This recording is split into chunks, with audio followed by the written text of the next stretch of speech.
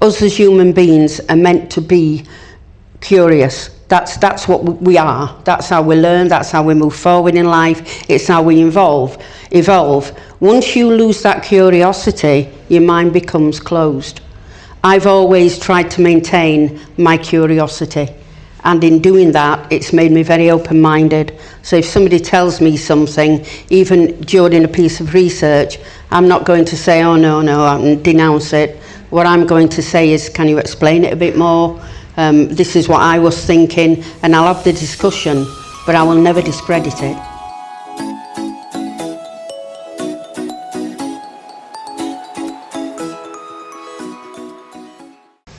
There are more things in heaven and earth, Horatio, than are dreamt of in your philosophy. I'll start with that quote. So thank you for joining me today, and I'll turn this on. As we go beyond the mortal coil with Patricia Sutcliffe. So you may recognize Patricia from such reality TV shows as The Inheritance and local events like the Library Chess Club. Born in a Yorkshire mining town, Patricia is a retired university lecturer and experienced human behaviorist with a passion for writing. Published author and ghostwriter, she writes mainly in the genre of crime and social injustice. Patricia draws on her varied national and international experiences to add realism to her books.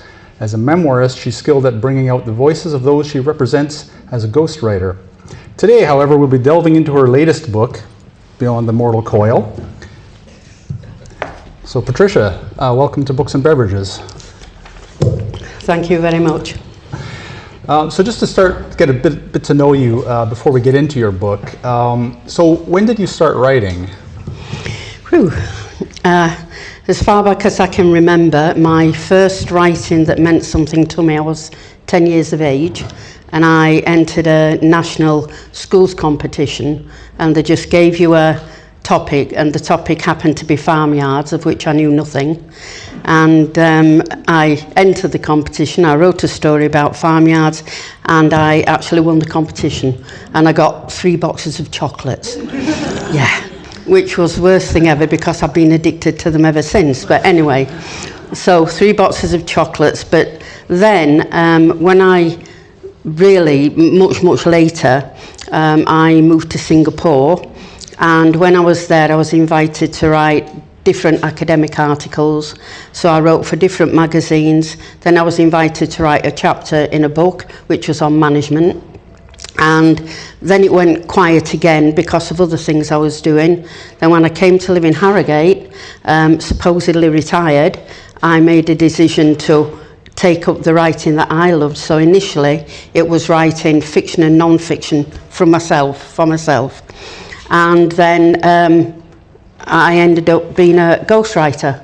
So it sort of flowed, it came to me, and that's how I got into it. Right, you've had quite a varied experiences in your life, shall we say. This is not a delve in your life, just a sort of warm up. But I mean, you've been a university lecturer, and I noticed when rereading your bio, a town mayor. Yes. So I was wondering how those experiences sort of influenced your writing later on. Well, it's not just those experiences. Every experience you have usually involves meeting and dealing with people, particularly in a work situation. And I just love finding out about people. Call me nosy, but I love finding out people's stories.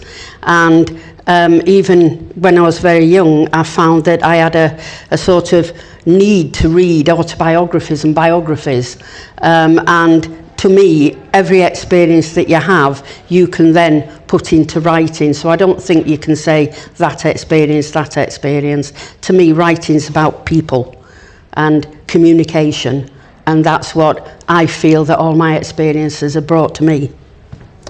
Right, and a lot of experiences.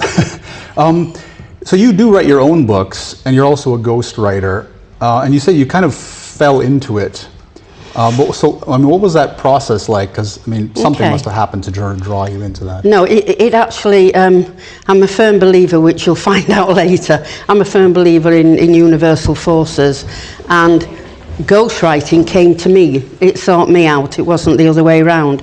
I'd never even thought about ghostwriting, but then what happened, a guy went to another person and asked if they would write his biographer for him.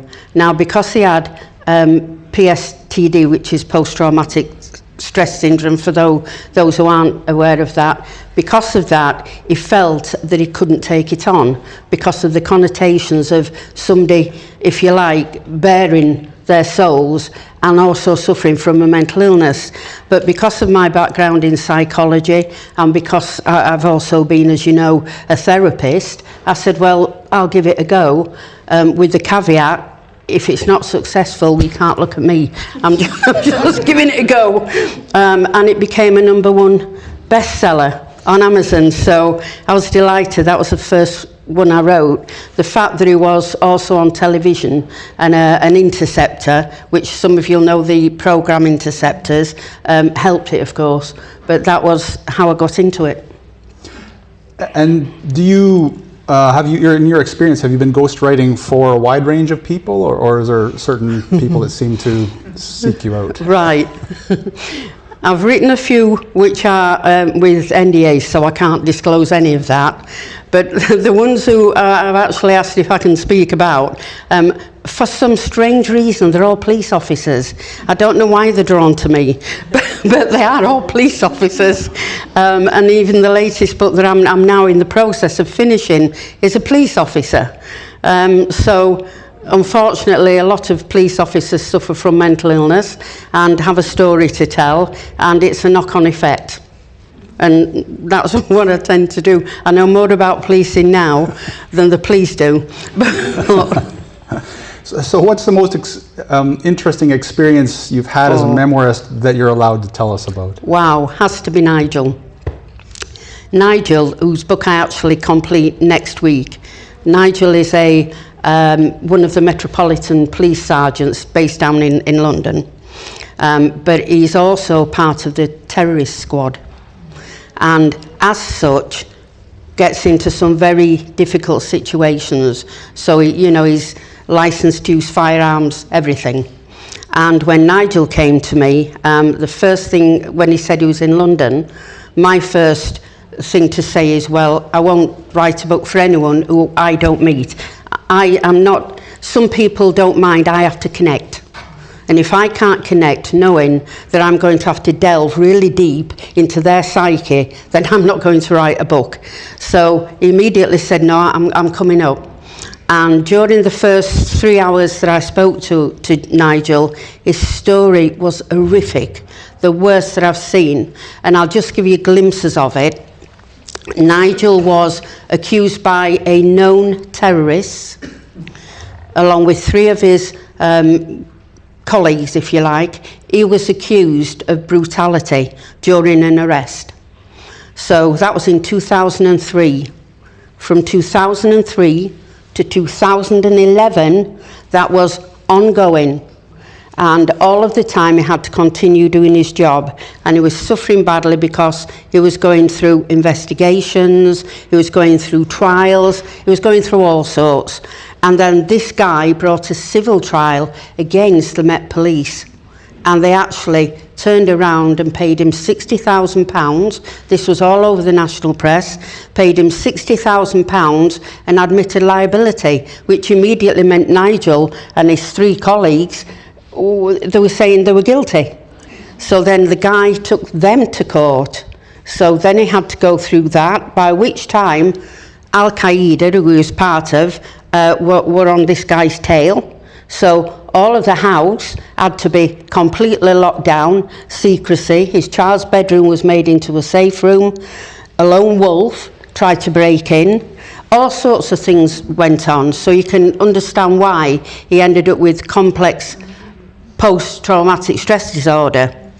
And then they were found not guilty. They were acquitted. Shortly after, when everything was going smoothly, his stepson died in an accident at 18 years of age. Within weeks of that, his partner tried to commit suicide. You put all that together, and they're the things that I had to draw from Nigel. And there were times when even I wept when writing Nigel's story. And I know he certainly did. But great guy, coming up next Thursday, and we're finalising everything. But that's the one I will never forget. His story I will never forget. It's great that you're able to put those complex stories onto paper as well for these people. Yeah. It's hard. I can imagine. Moving to something slightly less dark. Before we get to your book, you did recently appear on Channel 4's The Inheritance. I have to ask, since you're the only person I know who's been on a reality TV show, what was that experience like? It was fabulous. It was very revealing. I can't watch a TV programme now and watch it the same, because I know what's behind everything. Very revealing. Also learned a lot about human behaviour. And it was good fun as well. But when you see people who are quite desperate because they want to win money or they want fame, it teaches you a lot about humanity itself. So I came away having learned an awful lot. So it's almost like going back to school in a way. Oh, it was. It was. So can I ask what The Inheritance is? It was a TV programme that was on TV for 3 weeks. And it was about, you went to this massive mansion, beautiful place, massive mansion, and the person who owned the mansion was dead. So the inheritance was the inheritance that person was leaving, and you had to do varying tasks in order to win part of this inheritance. And people got knocked out along the route. So yeah, it's different.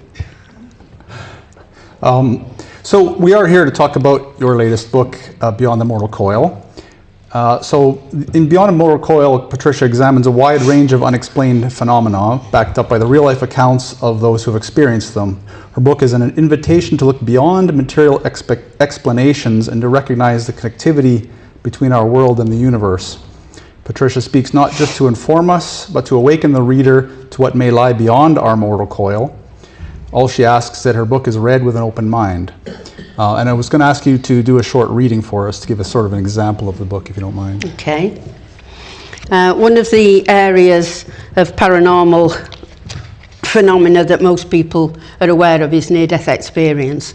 So I'm going to read you someone's story who came to me and told me their story of a near-death experience.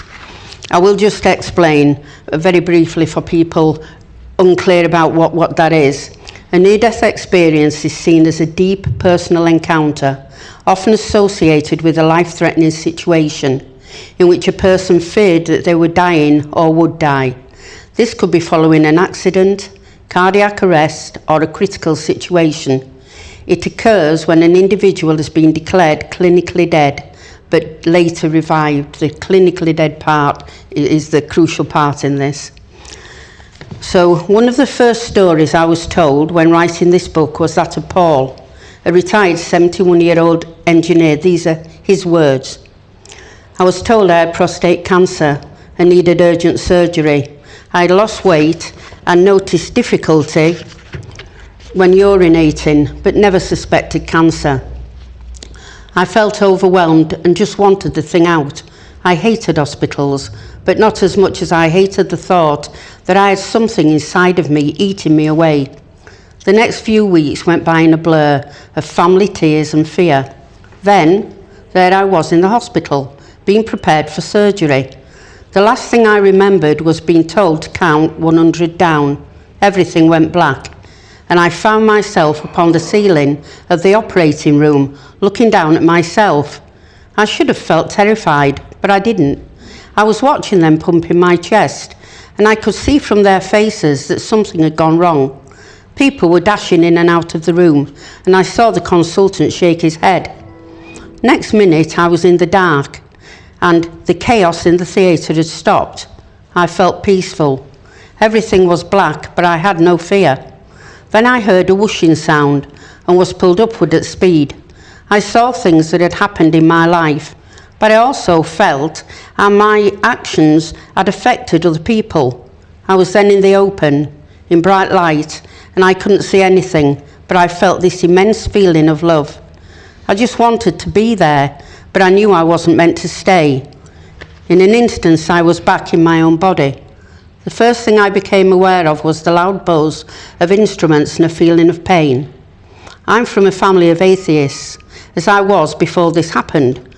I would have been ridiculed if I'd have spoken out then, so I kept quiet, but I never forgot. I'm sure I died that day, and I know I changed as a person. When I finally did tell my family, they laughed at me and said I'd had too much of the anaesthetic and was dreaming. At that time, I knew nothing about near-death experiences. Still, since that time, I've done a lot of reading and recognise hundreds, even thousands of people have had the same as I had. So now I don't care what people think. I know there is something after we leave this life. Has it given me a sense of higher purpose in life? I now love studying and have time to reflect, which I never had time to before my near-death experience. I am more aware of what is happening around me than I ever was before, and I see things differently. I suppose having cancer makes you think differently about life, but it's more than that. I can't explain it. I feel different in some way. Little things that once annoyed me don't matter anymore. I increasingly feel like an observer rather than an active participant, especially about trivial matters. Many issues I once considered worth debating, sometimes heatedly, now seem unimportant. I realise how easily it is to get caught up in disagreements over small things and lose sight of what genuinely matters. Life is too precious to waste on unimportant squabbles, and I'm learning to experience the moments that genuinely give me fulfilment.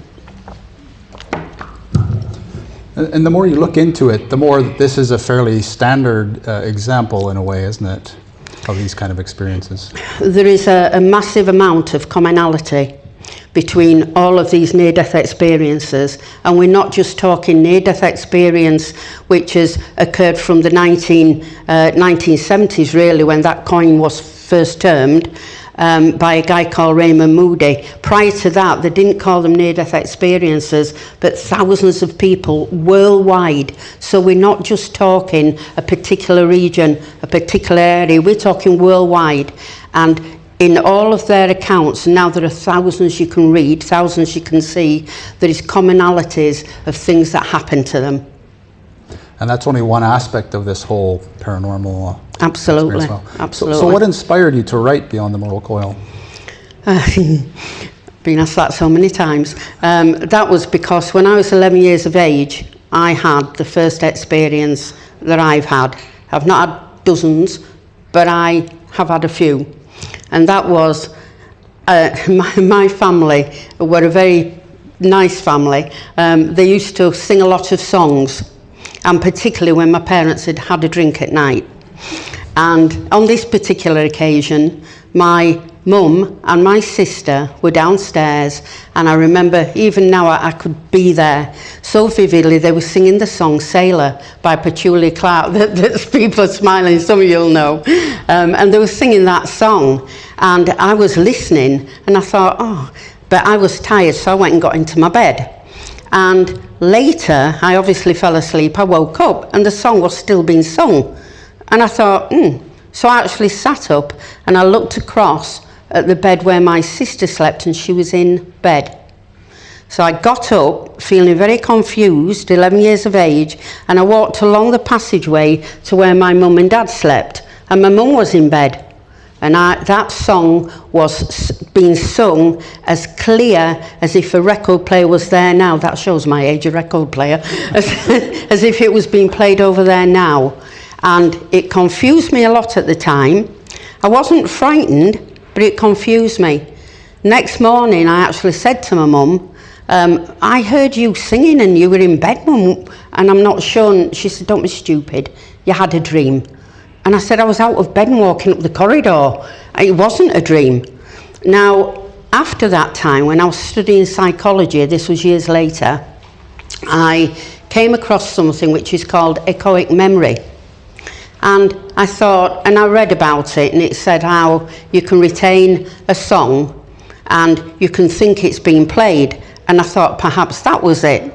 But then when I did more research, it became very clear that echoic memory is what we all experience, and we experience it for literally seconds. And it's when, like I'm talking to you now, and in your head you are remembering these words because you don't know what's following and you have to put it together in your brain. And that's echoic memory. So I realised it isn't that. It wasn't that. What it was, I don't know. But I know that happened. I know that I heard that song, plain as day, being sung, and they were both in bed. And that's what made my interest in looking at things out of this world, out of our material plane. And that's when I actually started being interested in things like that from that age. So have you been studying this, maybe not officially, but at least within your life, your background story, I mean, through the entire period, and then it sort of culminated now in this book, or was there something else that triggered the desire to write this book now? Okay, if you look at my bookshelves, they are full of books on supernatural events, metaphysical experiences, whatever we want to call them, full of them. And I've delved in and out over years, when I've had the time, I might add. I don't always have the time. But in terms of actually writing this, it's because I recognised that nearly all of the books that I was reading and the books that other people mentioned, they were very academic in tone. And people found it hard with all the, if you like, the academic language. And so people were saying to me, Pat, you're into this stuff, what can I read? What will be good that will give me a good flavour across the board? And I genuinely knew of nothing. So again, as my beliefs have, again, it came to me. So I thought, I have to do this. And I just felt it was right, set about writing it. Took me a year to do, because in between I wrote someone else's book. Took me a year to do, but that's basically it. It's because of a need, to me, of a book that explains things in plain, everyday language. So you've done a good job of sort of describing how your life came, the aspects of your life built into influencing the book. When you were doing the research for the book, did anything you discover then influence your beliefs? Some things I discovered actually empowered me in my beliefs. So they enhanced my beliefs. Other things, I wouldn't say less than my beliefs, because your beliefs are your beliefs, but made me re-question. So probably areas which people commonly move towards, I found out certain things about during the research. And that sort of made me rethink. But in fairness, when I researched this, I did it with a pure open mind, which I say to everybody. Us as human beings are meant to be curious. That's what we are. That's how we learn. That's how we move forward in life. It's how we evolve. Once you lose that curiosity, your mind becomes closed. I've always tried to maintain my curiosity. And in doing that, it's made me very open-minded. So if somebody tells me something, even during a piece of research, I'm not going to say, oh, no, and denounce it. What I'm going to say is, can you explain it a bit more? This is what I was thinking, and I'll have the discussion, but I will never discredit it. So that's basically where I'm at with my book. Right, and there have been a number of studies, at least fairly broad studies, that you mentioned thousands of people, that are to a large degree discredited as well, aren't there? Or not discredited, but at least ignored by mainstream. Okay, the good thing is they're not ignored so much nowadays as they were ignored, because as all of you know, again, from being this big, we are brought up to go along with society's norms. We are brought up to behave in a certain way, actually believe things in a certain way, do things in a certain way. That carries on through school, through your working career, and so on. And what we had at one time is such disbelief in anything beyond this world. Such disbelief in anything beyond this world that we weren't prepared. Many people who were scholars weren't prepared to look beyond that. And therefore, anybody who did was seen as, well, you'd have been in a mental institution. I'd have been locked away many, many times, but you'd have been in a mental institution. So what do? You keep quiet and you think things through, but you don't explore them. And because you can't explore them, because of the restriction you're feeling from society, what happens is that lack of exploration means that even though you have certain feelings, certain intuition, you can't explore it beyond that point. So it remains quite restricted. But today, especially with quantum physics, more and more we are recognising that things do happen beyond this material plane. There's no doubt about that. And what scientists are proving here have been contradicted by quantum physics. So there's now becoming a lap over and a fight to find out who's right, who's wrong. There's always that going on in science. But it is more prevalent today that you can openly speak about things like this. Look at the television programmes. Look at how many there are. Look at the ghost programmes. You know, it goes on and on and on. You wouldn't have seen that just 40 years ago. Yeah, and we'll probably discuss a little bit more on the science towards the end. I thought you might. But so you've mentioned the near-death experiences, out-of-body experiences. There's also, well, ghosts, reincarnation, and things like that. So a lot of the metaphysical, paranormal experiences revolve around what I'll call a non-mortal frame of reference in my science speak, because I was a scientist as well. So be it astral plane, afterlife, etc. So how does Beyond the Mortal Coil approach that subject of death or afterlife, or however you want to frame it? It's a good question. Had I known you were a scientist in a past life, I wouldn't be sat here, but anyway. No, it's simple. If we talk about, you're talking about the difference between the material world, which as a scientist you know, the difference between the material world and the world that's on the fringe, on the edge. And I think in reality, the way I approach things is, I'm not saying you can prove anything that's in this book. There's good signs that there's a reality of it, but I would say you can't disprove it either. And scientists, unfortunately, our scientific methods are restricted in that they are concentrated on the material world. So everything must be measurable. Everything has to be consistent, usually done in a laboratory. You can't do that. It's basically objective, looking at things, looking objectively. When you're looking beyond what we know, we're looking subjectively.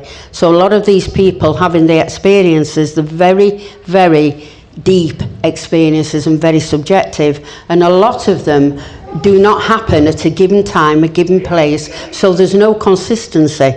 So it's very difficult for those things to be measured. And as I've just said, our scientific method stops short. It can't anyway. It can only do things within a certain context, and that's in the material world context. So I don't know if that fully explained your question, but I see that until we start getting together and going over that barrier, acknowledging there are things beyond what we know, which we are finding out on a daily basis, even in the material world. But once you start to acknowledge that, only then can you actually turn around and say, let's measure it. While you're not acknowledging it, and while you're not giving it any credence, well, again, your mind's so closed, you're not going to look for ways to actually start looking in depth at what could be happening. And that's a big problem. Yeah, it's interesting because you have mentioned quantum physics before as well. And that's sort of the one field that's on I guess, leading the way. On the fringe. Well, it's leading the way in the sciences towards these investigations now. And reasonably so, I think, because in my own approach, I've come sort of from that very objective materialist view more towards content of this book, for example. Good. And part of that is the realization through science that you're like, well, you can say none of this is real, right?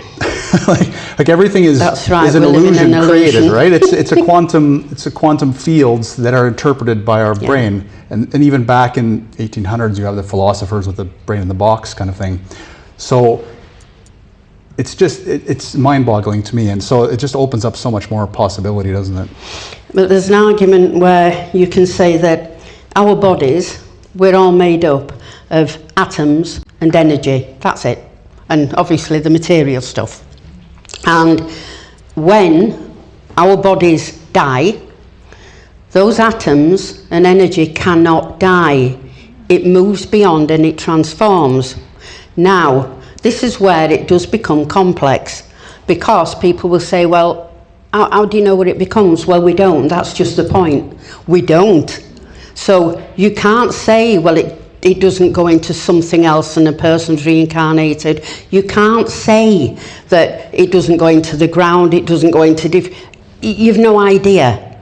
And because of that, it also, you have to face the fact that then there could be a reality that it does go somewhere else, and that is what consciousness is. Consciousness, which I don't know if you're going to get into, but is a massive field, but it's a field that we do not understand. It's always been seen as what we call the hard question, because consciousness, and every one of us are conscious, otherwise you wouldn't be here, you wouldn't know who you were, but we're all conscious. And the thing about consciousness is all of the scientists have done numerous studies on the brain, trying to find out if I prod that, what happens, and if I do this, what happens, if I remove that bit, and it goes on and on. But none of them can say, where does consciousness lie? Where does it sit within the body? So therefore, in the same vein, they can't say that it doesn't exist out of the body. And that's the big dilemma now that people are starting to look at. I don't know the answer. I don't think, well, nobody knows the answer. I'd be very rich if I did. I don't know the answer, but I'm open enough to think on a different level. Yeah, I don't think we'll get into consciousness and the discussion in this forum today. But yeah, I know it is an interesting area that's really being looked into at the moment, and there's so much non-intuitive things they're discovering as well. It's quite fascinating. We're kind of skipping over some of my order here, but since we're on science, I guess, so how would you respond to skeptics in this topic? Okay. A lot of people are skeptical. So when we say skeptical, you're either skeptical or you believe in something. But there's nothing wrong with being skeptical, because being skeptical actually enables the questions to be asked, because you're being questioned. What I would say to them is, first and foremost, what is it that you're skeptical about? I'd break it down with them, and I've done this. And I'd say, what are you skeptical about? Well, let's look at what evidence we do have and what's been put forward. And very often you find that one of the reasons they're skeptical, again, is because of upbringing, because of cultural norms. You know, don't be stupid, that doesn't exist.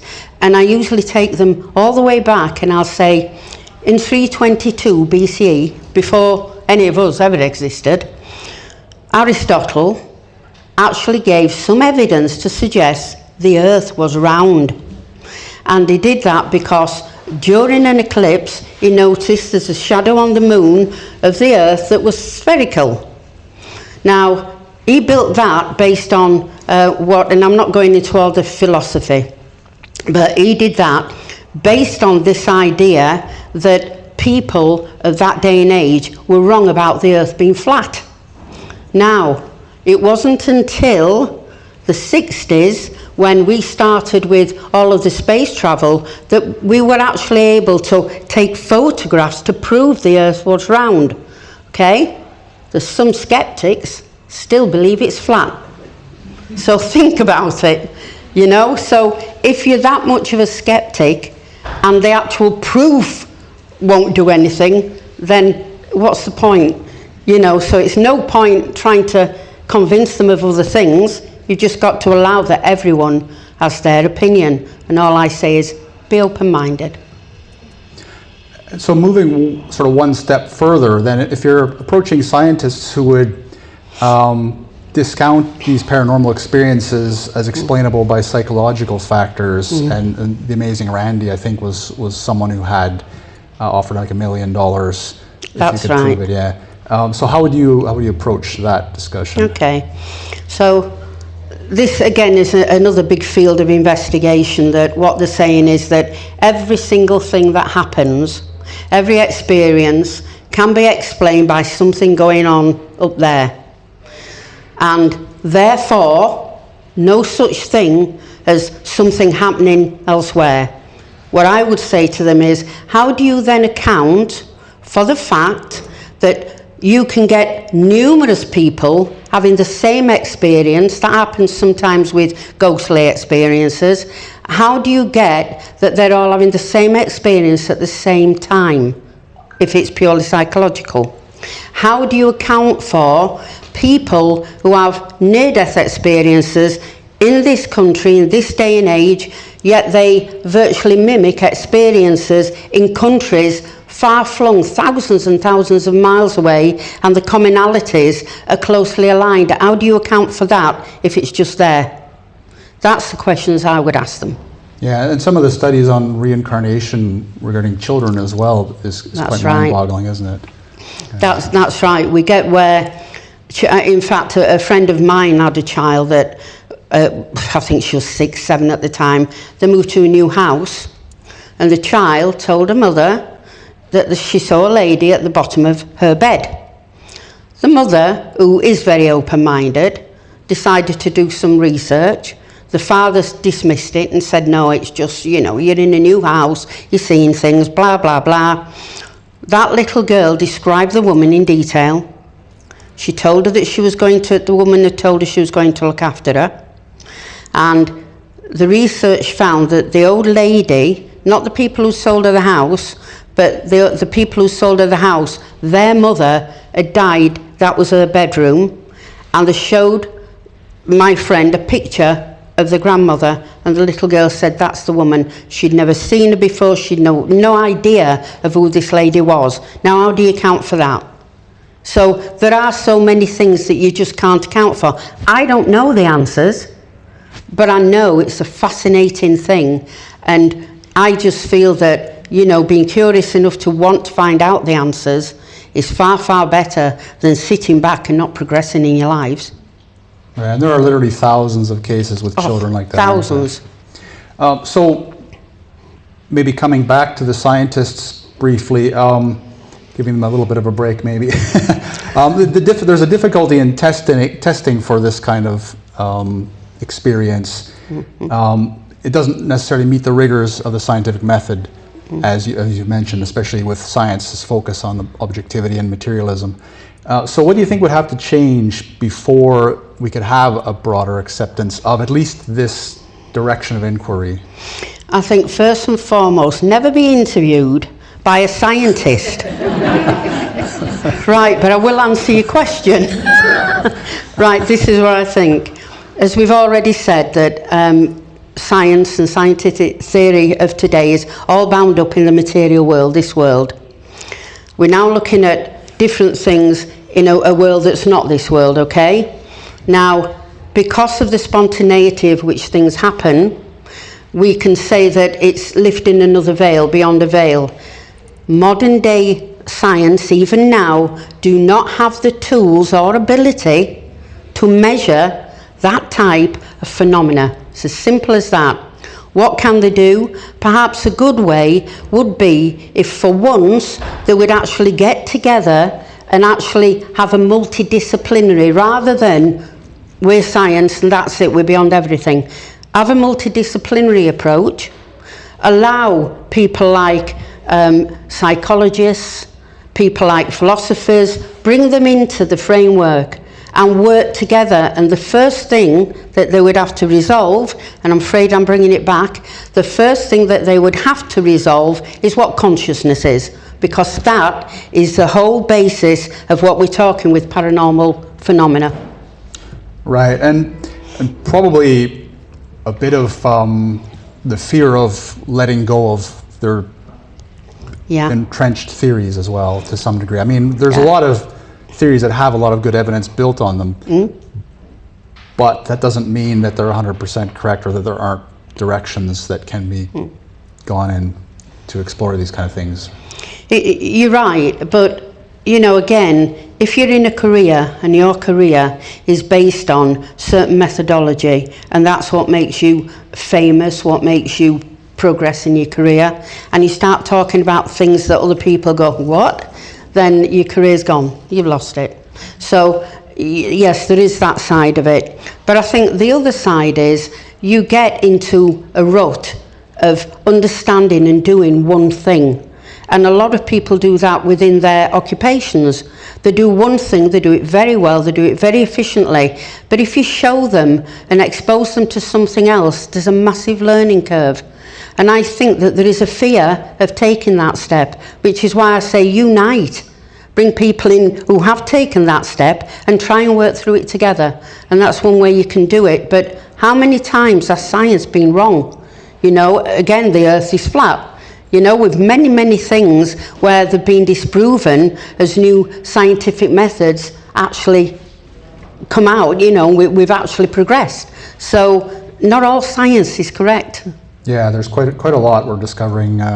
This is the era right now where we're rediscovering all kinds of things that I was taught were one way as a kid, and now we're not. So, so on that note, though, are there any areas that you yourself are dismissive of or have a hard time believing?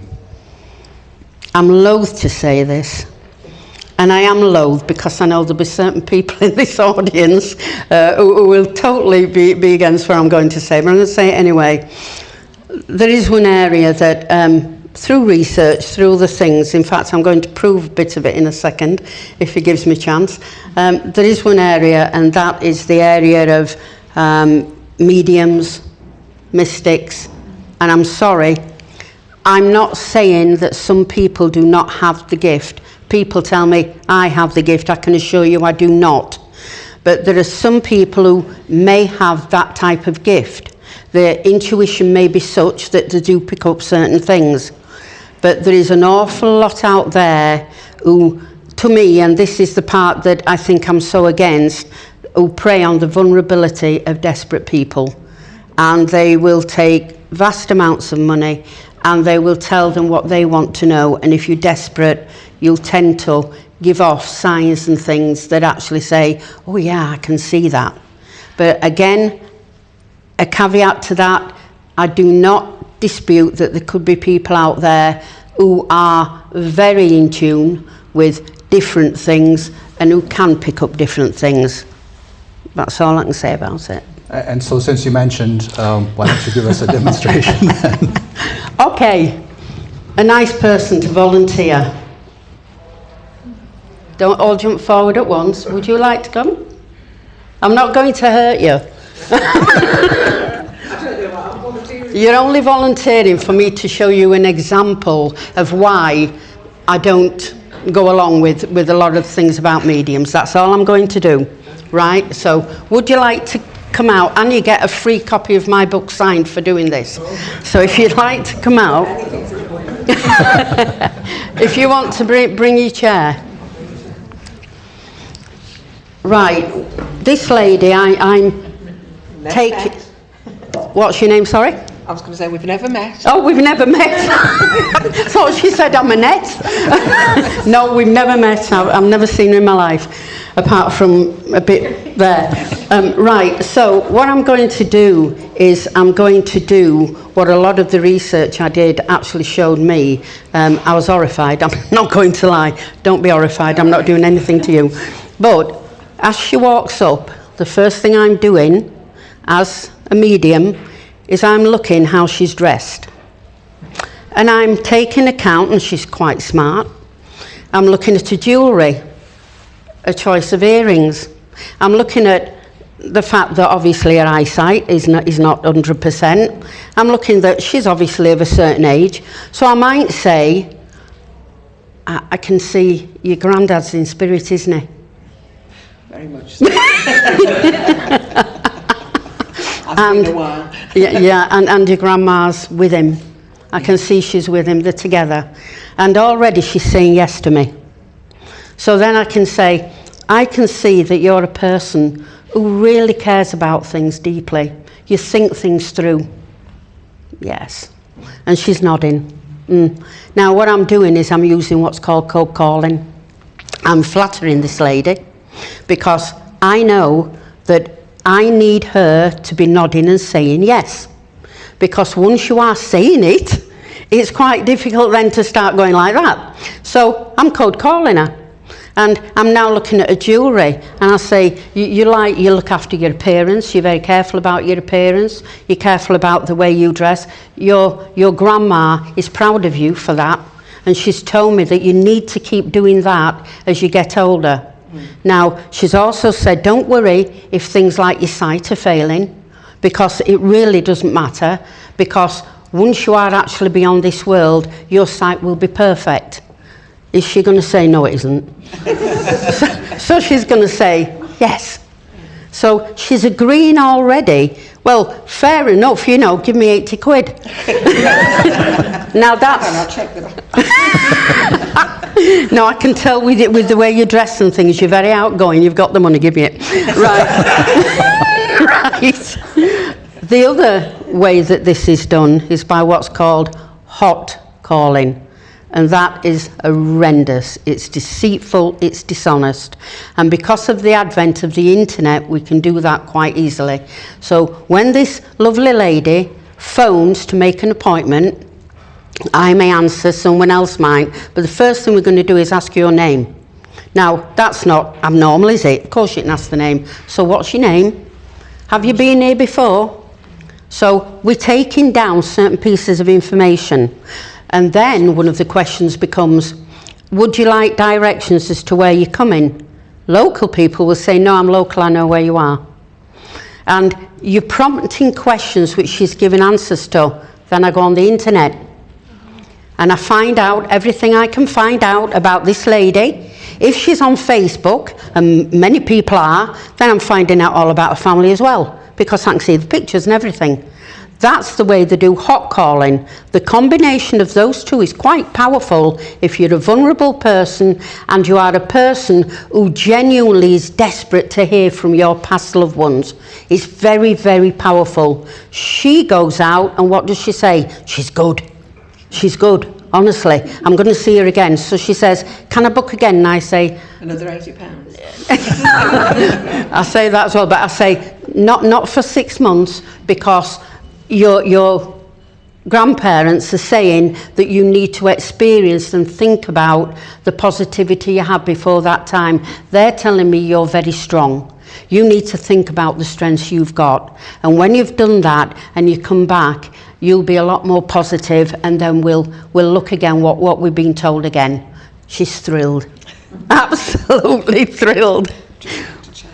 Yeah, exactly. How much do you want? I mean, oh yeah, that's my next one. Can I be in your will, please? Because we don't get paid a lot. But can you see how the combination of those two elements, which is pure psychology, you think how those working together with a vulnerable person, and that's why I feel the way that I feel. I've been to mediums during research. I went to see 2 mediums, and joking aside, both of them told me I had the gift and they wouldn't read me because I gave them nothing. They couldn't get anything. And I just sat there. I didn't smile, I didn't cry, I just sat there. I had to call my jewellery off. As far as that, I put tracksuit bottoms on, which I mainly wear, I might add, but I put tracky bottoms on. They couldn't tell where I was coming from. Askew with a little bit, and both of them, joking aside, told me that I have the gift, I have the power, and now this lady's just proved it.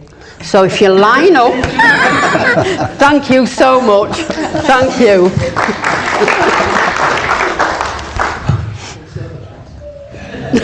So there'll be a queue afterwards for Pat. So this is the kind of thing that makes it difficult for scientists, for example, to take the subject matters seriously when there are obvious charlatans around, isn't it? So it's a challenge, isn't it, to sort out something that might appear real from the obvious fakes.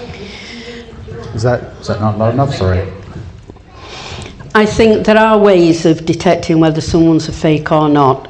And one of the ways is what I've just said, you give them nothing. They cannot start to do cold calling. They cannot certainly do hot calling unless you're giving them the hints. So if you're sitting and your back's hurting and you're sitting like this and you're going, oh, and things like that, you're giving away clues. And the best way to do it is when they ask for your name, give them another name. Don't tell them your name. Let them research somebody else. You'll find out an awful lot about somebody else during your course of your session.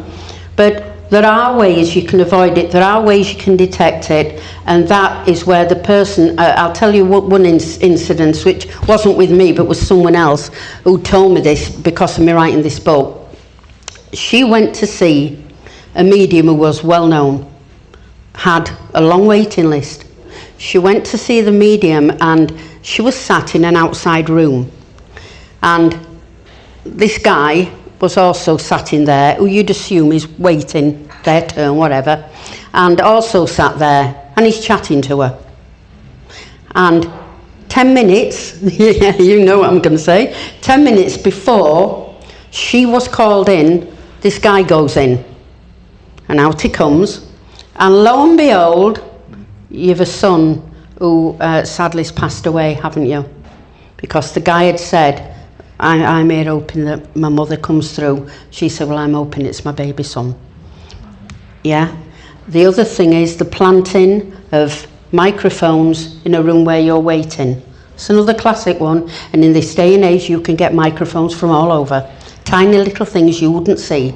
And that's another way it's done. So you've just got to be aware of it and say, if I'm going to see somebody, don't let me go when I'm in a desperate position. Let me go when I'm okay, just to find out what they're saying about my future. That's when you start to recognise some of the things going on, but it is difficult to spot it. You have to know a lot about psychology.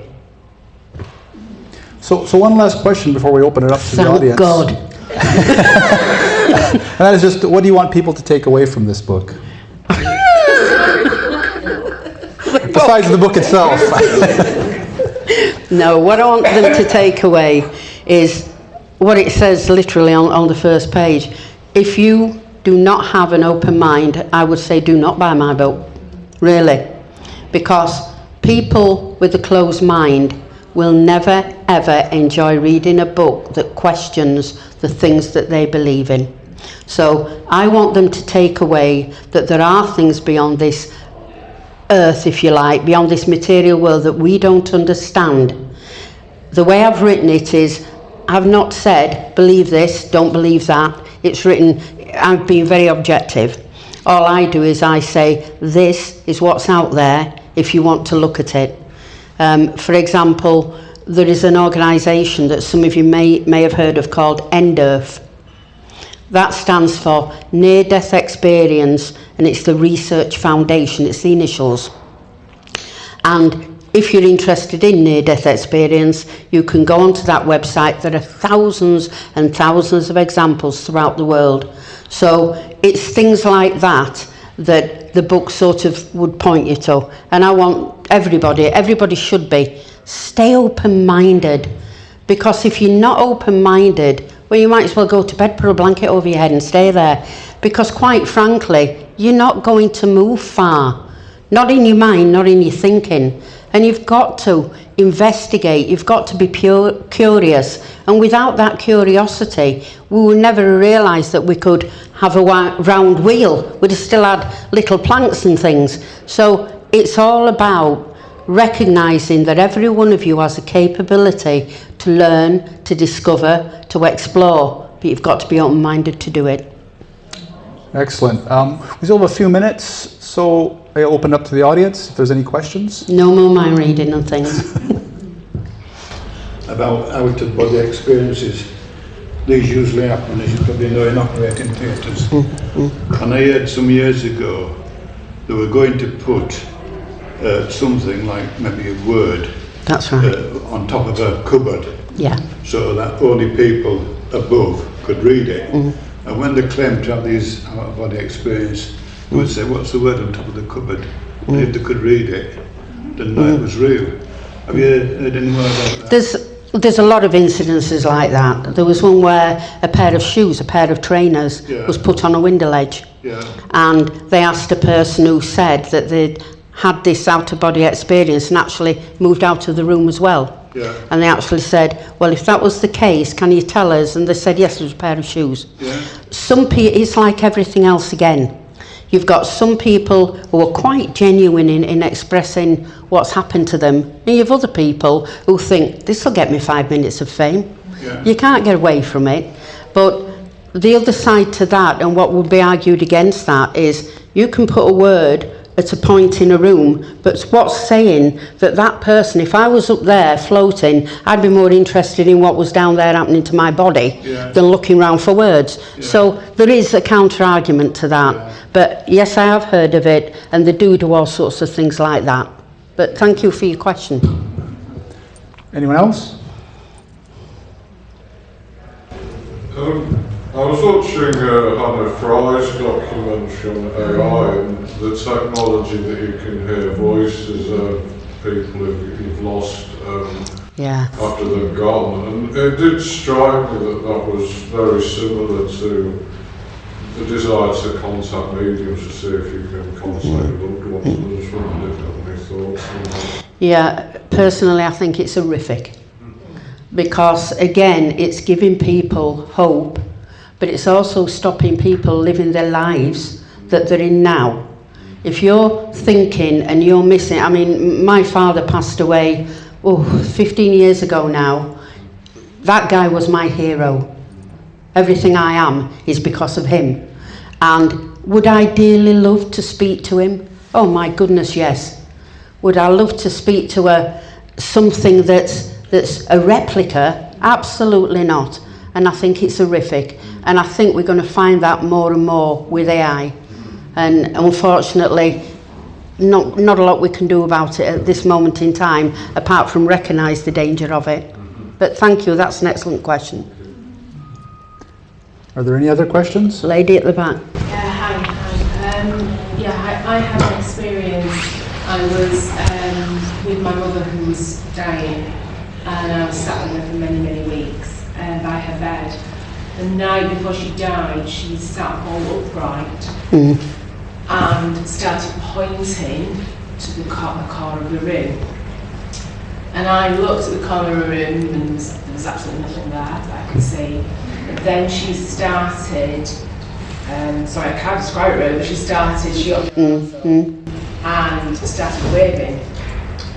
And said something that she was very incoherent because she was very sick, but said something, and the only word I caught was daddy.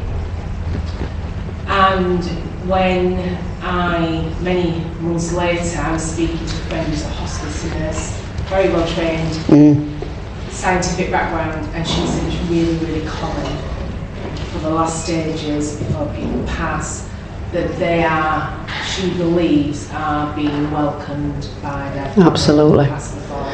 And she was, and that kind of made me feel quite comforted.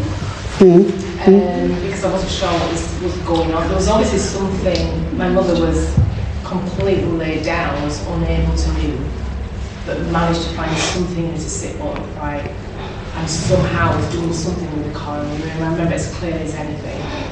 And when the hospice nurse told me that it was really common, it kind of made me really think, you know what, there's so much going on that we don't know, and we should never know. My mum did exactly the same. And it's very common for them to reach up one arm. But, you know, you've reminded me of something that was once said to me.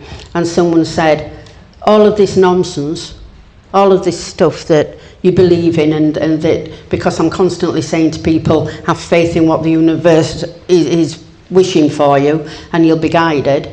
And this person actually turned around and said, well, load of codswallop, when you're dead, you're dead. And I don't know how you don't realise that. And I said, well, I'll tell you what I do realise.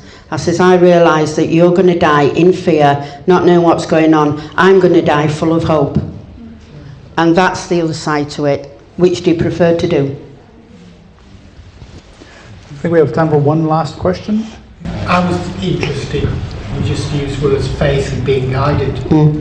So where does religion come into this? You were going on with science.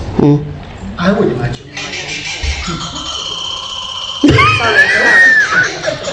It's a sign. I don't think that was your answer. But because you said faith and guidance, Yeah. I suspect you might be more convinced of religions than science. I think that that's a fantastic question, asked many, many times. My answer will probably shock you. I do not believe in religion. Religion, to me, is man-made. It's something that we did many, many years ago for the pure purpose of controlling the masses, the ignorant, because we had to keep them in line. Now, do I believe in a creator, a God, if we want to say God, a creator? That's different. Most religions, I don't believe in the material world religions. Most of them will argue against things in that book, yet at the same time, they're all based on there's another world. So you can't disagree and agree at the same time, can you? But my feeling is, do we have a creator? Do we not know how the universe began? We know it's constantly evolving. We know it's constantly expanding, even now as we're sat here by God knows how many miles, millions, whatever. It's a constant thing.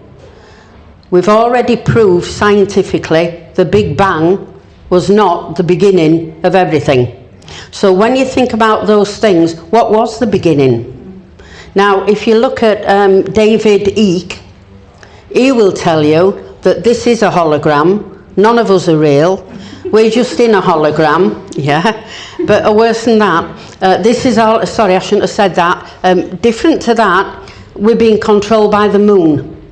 That is what controls everything we're doing and keeps us restricted and pushed down so that we can't see and find out too much. So, you know, there are different beliefs and different things, but religion, sorry, to me, religion is another business. You're talking about organised religion? Yes. And that's different. Oh, no, absolutely. I'm talking about organised religion. I mean, can you have your feeling and not necessarily see it as a creator, but just... You just know. Yes. Absolutely. Okay. That's me. Yeah. I just know. My intuition tends to be quite powerful. I know when something in front of me is genuine or not.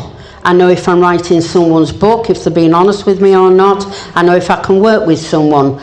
Now, I get certain feelings about things, such as the things in my book. I have certain feelings about OBEs, about NDEs, which is near-death experience and out-of-body experience. And nobody will ever tell me and can't tell me, well, no, they're all wrong, because I feel it.